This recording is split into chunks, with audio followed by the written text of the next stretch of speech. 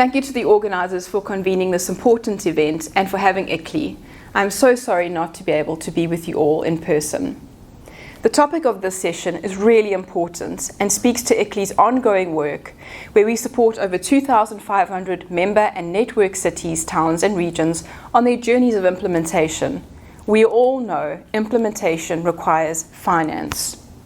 Our experiences to date have led to 3 key messages, which I will share with you today and I hope are helpful.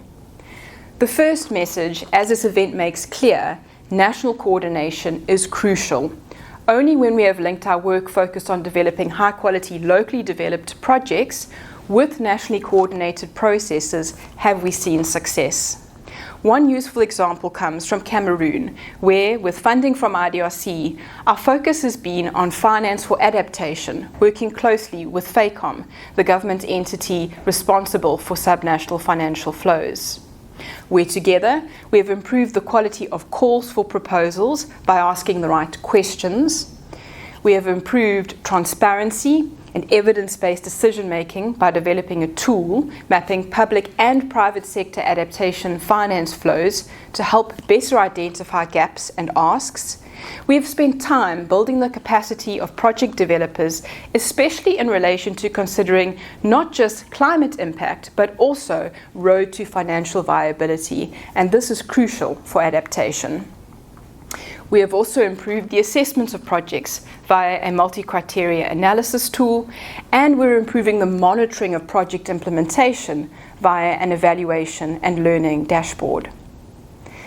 The second message is, whatever grant funding, financial intermediaries, DFIs, or city networks working on this crucial topic can mobilize, it should be used catalytically to crowd in and incentivize private sector involvement. An example from Uganda, where we are driving the country's clean cooking revolution with the Ministry of Energy's clean cooking units. Here, we have used UK aid grant finance to set up a grant facility that provides catalytic finance to local SMMEs to take their clean cooking solutions from non-financially viable to financially viable in informal settlement contexts. Through these grants and business support to SMMEs, as well as harnessing government policy levers, we've reached over 50,000 people with clean cooking technology. An example from Rwanda, focused on e-mobility, we're partnering with the Rwanda Green Fund and the Rwanda Development Bank, and we are harnessing policy levers like the ban on new motor taxi operators using internal combustion motos and structured finance to transform the mobility sector.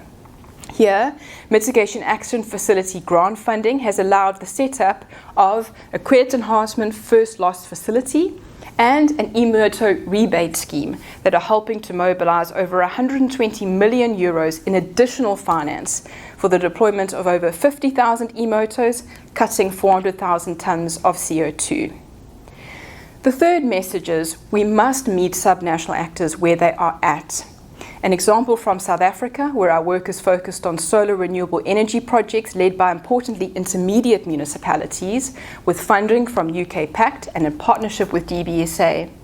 What these municipalities have asked for, what they really need, is firstly an understanding of the viability and suitability of different financing and ownership options for the municipality and the implications of those options. And we've tackled this via a readiness assessment tool. Secondly, they've needed standardized support to act on these options, especially regulatory guidance. And on Friday at 1:30 p.m. at the Cities and Regions Hub here at COP, we will launch these reports, and we invite all those interested to join or catch the reports on ICLEI Africa's LinkedIn page on Friday.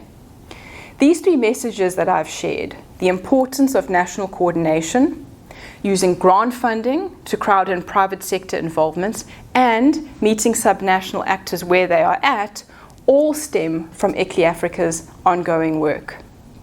We see these as practical ways to institutionalize multi-level governance and finance and connect national priorities with local investment realities. Leveraging these lessons can ultimately assist in helping to identify how DFI platforms can anchor country platforms for localizing finance. I'll leave it there and send thanks to you all and hope for future collaborations. Thank you.